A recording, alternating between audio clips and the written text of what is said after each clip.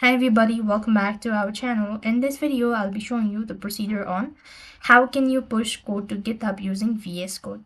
To do this, you have to first of all open up your VS Code editor and ensure that your project is ready to go. So what you need to do is for this tutorial, I'm going to be using a small project that has an HTML file as well as CSS file and README file in it as well. So now what you need to do is navigate to the source control view in the Visual Studio Code.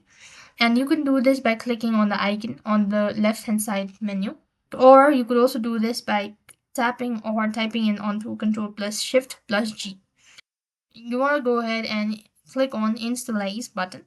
This action creates a new Git repository in the current folder, allowing you to start tracking the code as well.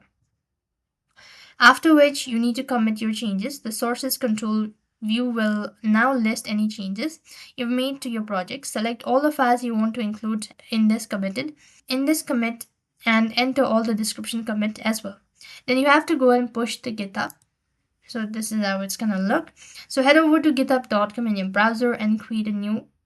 So from the wizard, you want to set up your repository. Then once created, copy the URL from your link at the bottom. Then you want to switch back to your VS Code editor. Click on the ellipsis in the sources control view. Select pull or push from the drop down menu and choose the push button.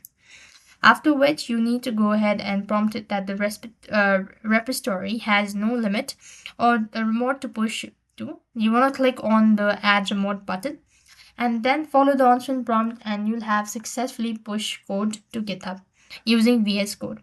That is how it's done. I hope the video was helpful. Make sure to like, share, and subscribe. Thank you for watching. See you in the next video.